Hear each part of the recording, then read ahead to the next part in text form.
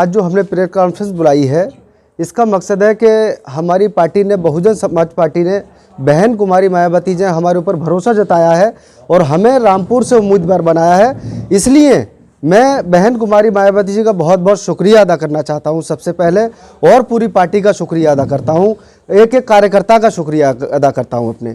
जी देखिएगा, जो हमारे मुद्दे हैं, सबसे बड़ा मुद्दा हमारा रामपुर में रोजगार का मुद्दा है, क्योंकि रामपुर के अंदर इस टाइम पर बहुत बड़ी बेरोजगारी है।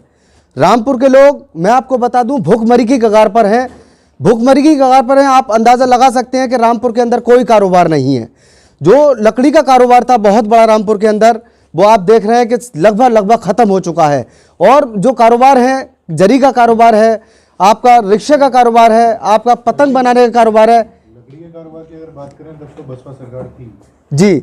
मैं आपको लकड़ी के कारोबार की बता दूं, बहुजन समाज पार्टी की जो सरकार थी 2007 से लेकर के 2012 तक, उस टाइम पर लकड़ी का कारोबार उत्तर प्रदेश ही नहीं बल्कि हिंदुस्तान की सबसे बड़ी मंडी लकड़ी की हुआ करती थी, तो वो रामपुर की लकड़ी मंडी हुआ करती थी।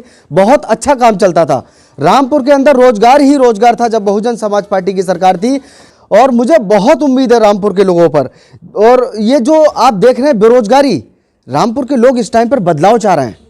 रामपुर के लोगों को बदलाव की ज़रूरत है, क्योंकि पिछले 45 साल से लगातार आजम खां साहब रामपुर में पावर में रहे हैं, और ऐसी छोटी मोटी पावर नहीं थी, बल्कि उत्तर प्रदेश का दूसरा सबसे बड़ा पद, मुख्यमंत्री के पद अगर किसी के पास था तो वो आजम खां साहब के पास था।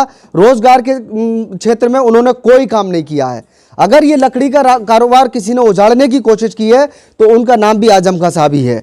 और इसके अलावा वो शिक्षा के क्षेत्र में बात कर रहे हैं, तो शिक्षा के क्षेत्र में 45 सालों में अगर उन्हें कुछ करना था तो वो बहुत कुछ कर सकते थे। लेकिन आज के टाइम में आप देख रहे हैं कि शिक्षा के क्षेत्र में पूरे प्रदेश के अंदर अगर सबसे पिछड़ा हुआ कोई जिला है तो वो हमारा रामपुर जिला है। ये हालात बनाए आजम खां साहब ने रामपुर के। उन्होंने सिर्फ और सिर्फ विधायक अपने घर के अंदर दिए हैं, एमपी बनाने की कोशिश करी है। अब 3 सीटों पर वो खुद चुनाव लड़ रहे हैं। एक अपने चचा को उन्हें नसीर खां साहब को भेजा है, जबकि तीनों सीटों पर मैं जहां तक समझता हूं कि दोबारा चुनाव होना लगभग इन पर तय है। और नसीर खां साहब की जो हालात बने हुए हैं, वो भी 95 साल की उम्र है, उनका चुनाव लड़ना कोई मुनासिब नहीं था।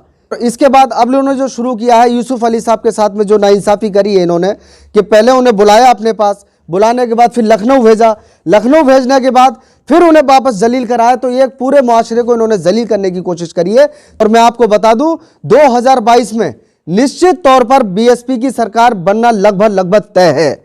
अगर बीएसपी की सरकार बूढ़ बहुमत की नहीं बनती है तो दूसरी चीज मैं आपको ये बता दूं कि बीएसपी के बगैर किसी की सरकार नहीं बन पाएगी। इस बार बीएसपी किंग मेकर भी समझ सकते हैं, और पूर्ण बहुमत की सरकार तो लगभग ऐसे समझ लिए बनाना लगभग तय है। अगर नहीं बनती है तो बीएसपी के बगैर सरकार नहीं बनेगी। जो आजम खां साहब जेल से चुनाव लड़ रहे हैं, बड़ा महत्वपूर्ण आपने सवाल किया है ये। तो उनका जेल में जाना, हमें सबसे पहले ये देखना है रामपुर के हर एक आवाम को, हर एक इंसान को, कि वो रामपुर से सीतापुर जेल क्यों गए और किसने भेजा है।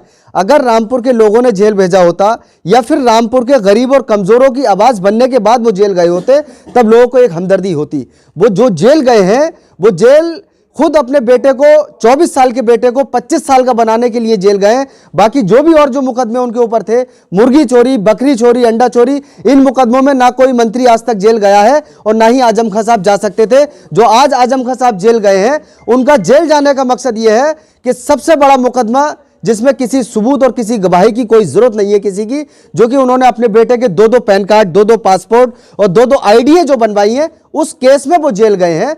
ये जो बी टीम का इल्जाम लगाने वाले लोग हैं, ये समाजवादी पार्टी के लोग हैं, और ये खुद बी टीम बने हुए हैं। ये आपको बता दूं, 2019 के लोकसभा चुनाव में इस चीज़ का सबूत दे दिया था माननीय मुलायम सिंह यादव जी ने, जब इन्होंने पार्लियामेंट से खड़े होकर यह ऐलान किया था कि हम, मोदी जी, आपको दोबारा से देश का प्रधानमंत्री देखना चाहते हैं। और सारा जो उनका वोट बैंक था वो बीजेपी की तरफ इसीलिए ट्रांसफर हुआ था। और आज फिर अभी पिछले हफ्ते मोदी जी, मुलायम सिंह यादव जी मोहन भागवत जी के यहाँ मिलने के लिए गए। अब वो ये जान सकते हो कि क्यों मिलने के लिए गए, और मोहन भागवत जी के पास बी टीम कौन होगा जो मिलने के लिए जाएगा। तो इसलिए समाजवादी पार्टी ही बी टीम है बीजेपी की।